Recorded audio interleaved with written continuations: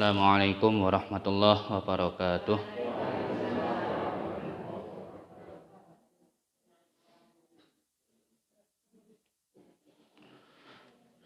Innal hamdalillah nahmaduhu wa nasta'inuhu wa nastaghfiruh wa na'udzu billahi min syururi anfusina wa sayyiati a'malina may yahdihillahu fala mudhillalah wa may yudlil fala hadiyalah. Asyhadu an la ilaha illallah wahdahu la syarikalah wa asyhadu anna Muhammadan abduhu wa rasuluh la nabiyya ba'dah. Amma ba'du, fa inna asdaqal hadithi kitabullah wa khairal hadi hadi Muhammad sallallahu alaihi wasallam wa syarrul umuri muhdatsatuha wa kullu muhdatsatin bid'ah wa kullu bid'atin dhalalah wa kullu dhalalatin finnar. Qala Allah Ta'ala fi kitabihil karim, a'udzu billahi minasyaitonir rajim. Ya ayyuhalladzina amanu taqullaha wa qulu qawlan sadida yuslih lakum a'malakum wa yaghfir lakum dhunubakum wa may yuti'illaha wa rasulahu faqad faza fawzan 'azima. Amma ba'du. Yang saya hormati para hadirin dan para hadirat jamaah salat subuh Masjid An-Nur Kampung Seruni yang semoga dirahmati oleh Allah Subhanahu wa taala. Marilah tidak bosan-bosannya kita senantiasa memanjatkan rasa syukur kita kehadirat Allah Subhanahu wa taala, karena berkat rahmat serta kemudahan dari Allah Subhanahu wa taala kita bisa dipertemukan kembali dalam majelis yang semoga dirahmati oleh Allah ini tanpa kurang suatu apapun. Dan yang kedua kalinya, semoga sholawat dan salam senantiasa Allah curahkan, Allah limpahkan kepada Nabi junjungan kita, Nabi suri tauladan kita, yaitu Nabi Muhammad sallallahu alaihi wasallam, di mana beliau adalah Nabi yang kita nantikan syafaatnya di hari kiamat nanti. Jamaah sekalian yang semoga dirahmati oleh Allah Subhanahu wa taala, pada kesempatan pagi ini saya sedikit akan membacakan firman Allah Subhanahu wa taala dalam surah Al-An'am ayat 151. Surah Al-An'am ayat 151, di mana ayat ini merupakan salah satu wasiat yang bisa dikatakan wasiat yang paling agung, yang paling mulia dan yang paling penting yang Allah turunkan dalam Al-Qur'an, di mana wasiat ini mencakup pesan-pesan kehidupan yang intinya pesan-pesan kehidupan yang bersifat menyeluruh. Jadi ayatnya hanya satu. Pesan ini tertuang dalam satu ayat. Tapi itu sudah bisa mencakup seluruh kehidupan kita. Di mana ayat itu berbunyi, a'udzu billahi minasyaitonir rajim. Qul ta'alau atlu ma harrama rabbukum 'alaikum alla tusyriku bihi syai'aw wa bil walidaini ihsana wa la taqtulu auladakum min imlaqin nahnu narzuqukum wa iyyahum wa la taqrabul fawahisha ma dhahara minha wa ma batan wa la taqtulun nafsal lati harramallahu illa bil haqq dzalikum wasaqum bihi la'allakum ta'qilun. Artinya Allah Subhanahu wa taala berfirman, katakanlah wahai Nabi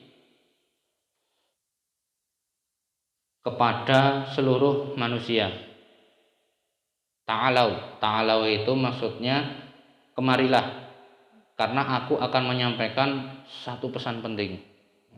Atlu ma harrama rabbukum alaikum. Aku akan memberikan satu pesan, di mana pesan ini berisi larangan-larangan Allah Subhanahu wa taala atas kalian. Yang pertama, Pak, alla tusyriku bihi syai'a. Alla tusyriku bihi syai'a, janganlah engkau mempersekutukan Allah dengan sesuatu apapun. Wa bil walidaini ihsana, dan kalian wajib berbuat baik kepada kedua orang tua. Berarti apa? Jangan durhaka. Wala taqtulu auladakum min imlaq, dan janganlah kalian membunuh anak-anak kalian sendiri karena takut miskin. Nahnu narzuqukum wa iyyahum, dan kamilah, maksudnya Allah Subhanahu wa taala lah yang akan menjamin rezeki mereka, rezeki kalian dan rezeki mereka. Wala taqrabul fawahisha, dan janganlah kalian melakukan kemaksiatan, ma dhahara minha, baik yang nampak, wa ma batana, dan yang tidak tampak. Wala taqtulun nafsal lati harramallahu, dan janganlah kalian membunuh jiwa yang Allah haramkan, illa bil haqqi, kecuali bila Allah Subhanahu wa taala mengizinkannya dengan cara yang benar. Dzalikum wasaqum bihi la'allakum taqilun, dan dzalika wasaqum bihi la'allakum taqilun, itulah pesan-pesan atau itulah hal-hal yang diwasiatkan atau dipesankan oleh Tuhan kalian kepada kalian agar kalian itu memikirkannya dan dapat mengamalkannya. Jadi dalam ayat ini Allah Subhanahu wa taala memberikan beberapa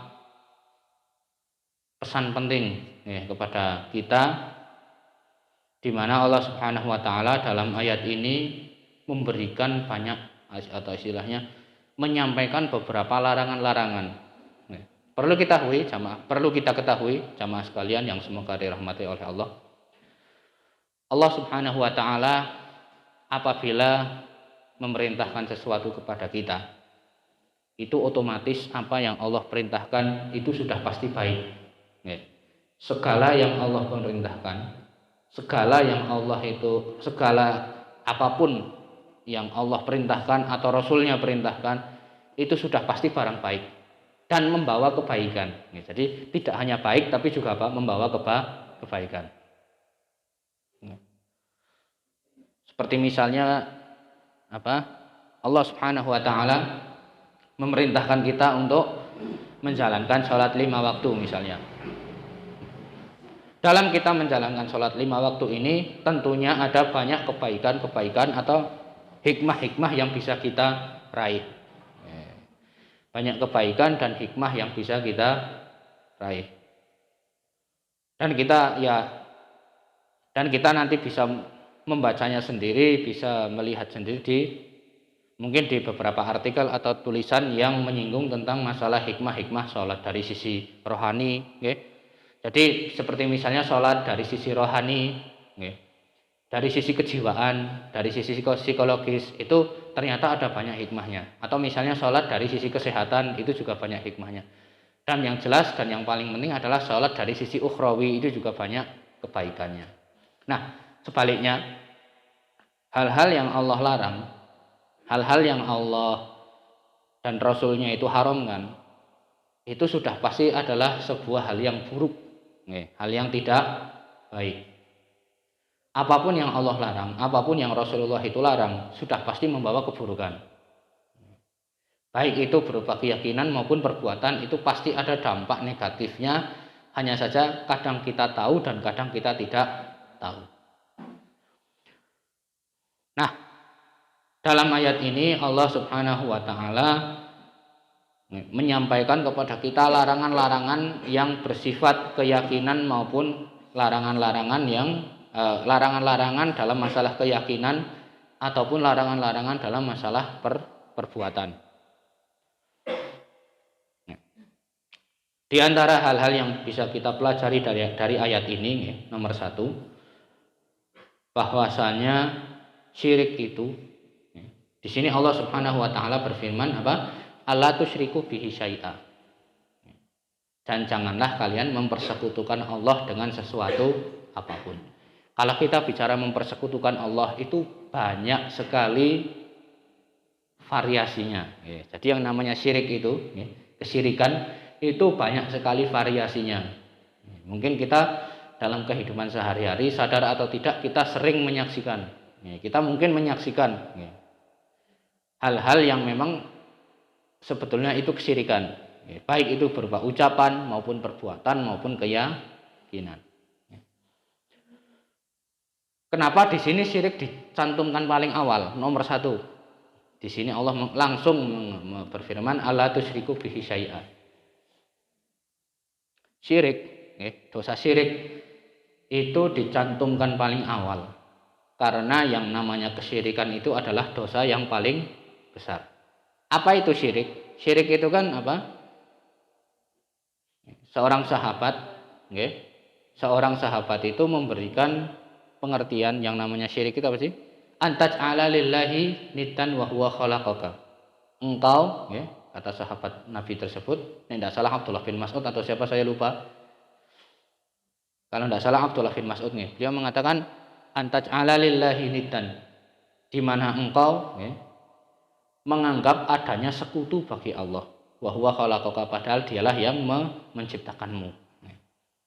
Dosa syirik itu merupakan dosa yang paling besar di mana pelakunya tidak akan diampuni kecuali bila pelakunya itu bertaubat dengan sungguh-sungguh.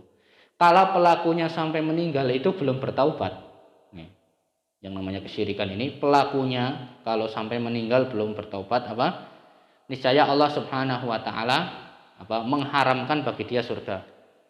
Allah tidak akan mengampuni dosanya.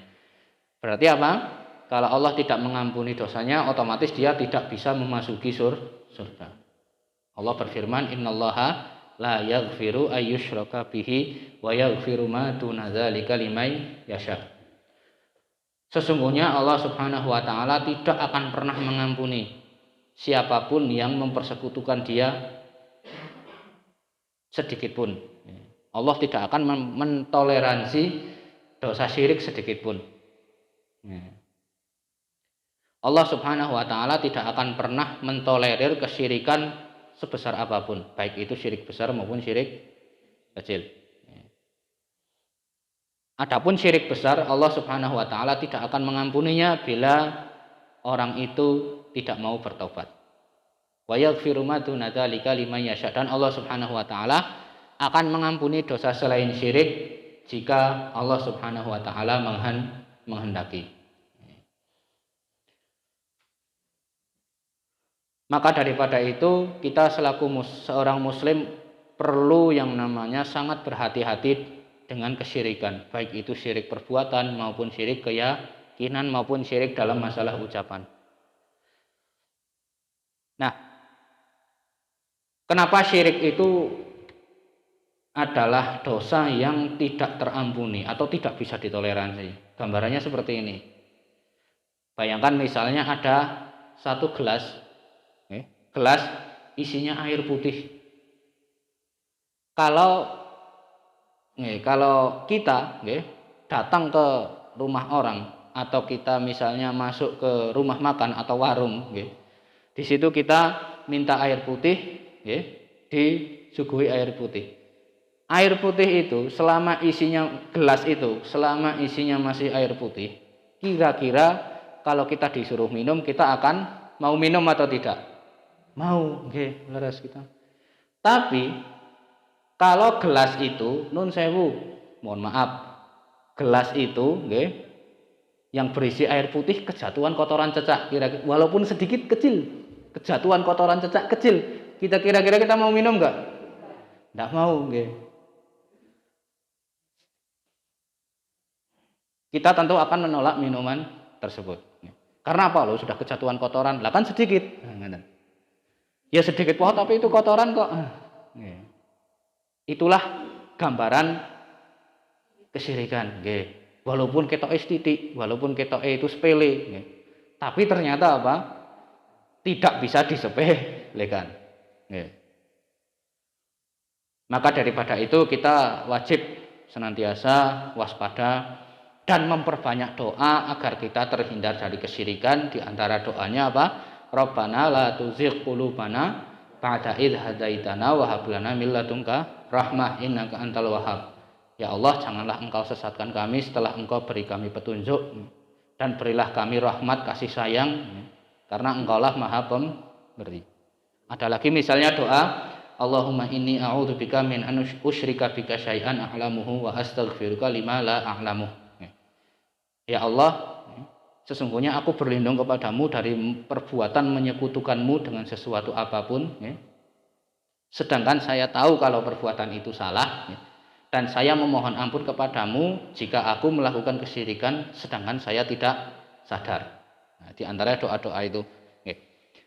Ini yang pertama, larangan pertama apa? Jangan berbuat syirik. Nah, yang kedua, hendaknya kita senantiasa berbuat baik kepada kedua orang tua. Berbuat baik di sini luas sekali cakupannya.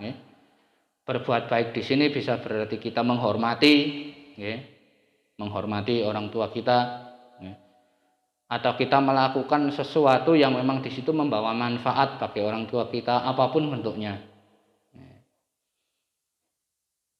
Dan juga apa? Menghindari hal-hal yang bisa membawa keburukan untuk mereka. Nah, itu bagian dari berbakti orang tua itu. Satu, kita menghormati kedua orang tua kita. Yang kedua, kita melakukan hal-hal yang memang memberikan manfaat untuk mereka dan kita menjauhkan mereka dari keburukan. Nah, itu tiga ini gambaran kita berbuat baik kepada kedua orang tua. Nah, di sini berbuat baik kepada orang tua ditaruh nomor 2 setelah syirik. Larangan durhaka. Nah, berarti kan sebaliknya, kalau Allah memerintahkan kita berbuat baik, berarti kita dilarang untuk durhaka. Nah, sekarang gini, larangan durhaka itu diletakkan setelah syirik. Syirik dulu nomor 1, kemudian setelah itu nomor 2, larangan durhaka pada kedua orang tua. Nah, maknanya wallahu alam, syirik itu sama saja kita mendurhakai Allah. Orang syirik itu kan mendurhakai Allah. Padahal Allah Subhanahu wa taala adalah zat atau Tuhan yang menjadikan kita itu ada. Kita itu ada di dunia, itu merupakan kehendak dari Allah Subhanahu wa taala. Allah menghendaki kita ada di dunia ini, ya kita ada. Allah menghendaki kita tidak ada, berarti otomatis kita akan tidak ada juga. Allah menghendaki kita lahir, kita lahir. Allah menghendaki kita tidak lahir, ya kita tidak akan lahir. Jadi Allah Subhanahu wa taala adalah zat yang menjadikan kita ini hidup di dunia.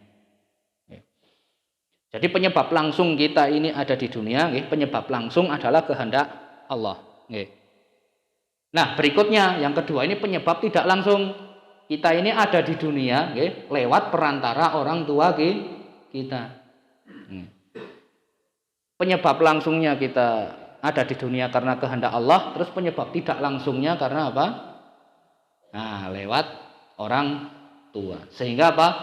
Yang namanya masalah orang tua itu diletakkan setelah masalah tauhid. Ini menunjukkan pentingnya masalah apa? Pentingnya masalah berbakti kepada kedua orang tua.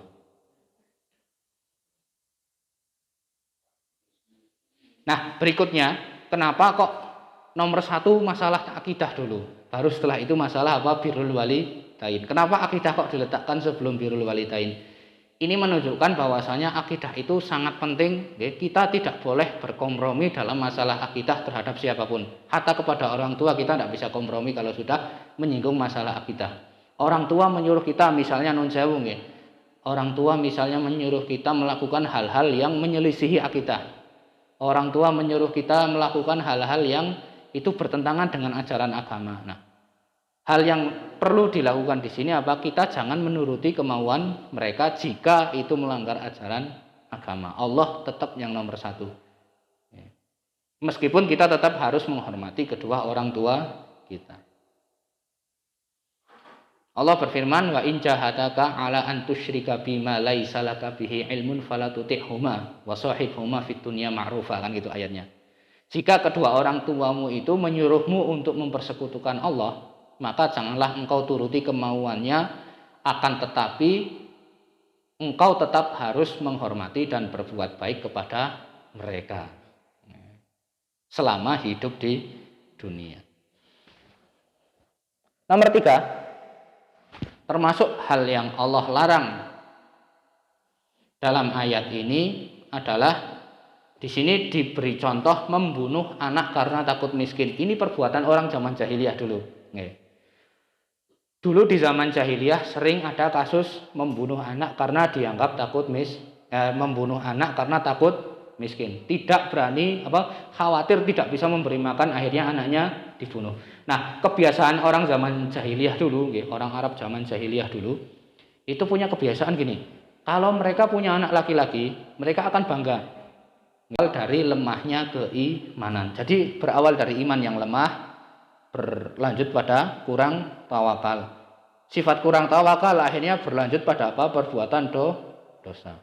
Seperti mohon maaf nun sewu. Banyak orang mencari rezeki dengan cara jalan pintas. Karena apa? Ya itu tadi, karena kurang tawakal itu tadi. Rasa tawakal pada Allah itu kurang, didasari karena iman yang lemah. Akhirnya mereka nun sewu banyak melakukan hal-hal yang haram, mencari rezeki dengan cara haram. Tidak peduli uang dari mana, yang penting dapat uang, halal haram tetap diambil. Itu berawal dari rasa tawakal yang lemah. Padahal kalau tawakal kita kuat pada Allah Subhanahu wa taala, tauhid kita itu kuat pada Allah, otomatis tawakal kita akan kuat. Ketika tawakal kita akan kuat, niscaya kita akan terhindar dari hal-hal yang haram atas izin Allah Subhanahu wa taala. Dan juga terakhir sebelum kita tutup, kemudian Allah Subhanahu wa taala di sini melarang kita melakukan segala macam kemaksiatan, baik yang bersifat nampak maupun yang bersifat tidak tampak. Kemaksiatan yang tampak, apa kemaksiatan yang tampak? Kemaksiatan yang tampak itu yang bisa dilihat dengan mata, dengan kasat mata. Oh, si fulan melakukan hal ini. Oh, berarti kelihatan. Tapi ada juga kemaksiatan yang tidak tampak. Seperti apa misalnya? Kemaksiatan yang tidak tampak, ya kemaksiatan yang memang tidak dilihat oleh orang lain. Dalam artian yang tahu hanya Allah Subhanahu wa taala. Seperti misalnya itu tadi sifat iri, sifat dengki itu kan adanya dalam hati. Dan kita tidak bisa membaca isi hati orang lain. Itu contoh kemaksiatan yang tidak tampak. Sifat dendam misalnya. Sifat dendam, sifat iri, dengki, dan seterusnya. Itu adalah jenis kemaksiatan yang tidak tampak. Dan seterusnya. Nah, inilah hal-hal yang Allah firmankan lewat lisan Rasulnya, di mana hal tersebut berisi larangan-larangan yang wajib kita hindari, wajib kita jauhi, melalui momentum bulan Ramadan ini.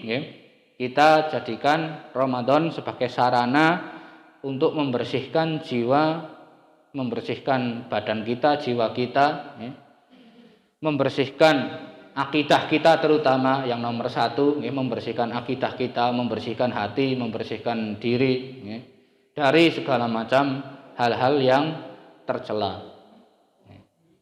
Karena yang namanya puasa ini sangat efektif sekali dalam mendidik, efektif sekali dalam membersihkan jiwa kita, dalam melatih kita untuk selalu berbuat baik dan menahan diri dari hal-hal yang buruk.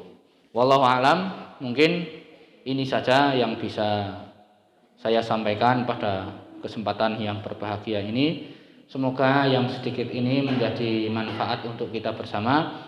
Kalau ada benarnya itu datangnya dari Allah Subhanahu wa taala. karena Allah lah yang maha benar. Dan kalau ada salah kelirunya itu murni kesalahan saya pribadi yang tidak pernah luput dari kesalahan, dan saya mohon maaf yang sebesar-besarnya. Subhanakallahumma wa bihamdika asyhadu an la ilaha illa anta astaghfiruka wa atubu ilaik. Nasrun minallahi wa fathun qarib. Wa akhiru da'wana anil hamdulillahi rabbil alamin. Assalamualaikum warahmatullahi wabarakatuh.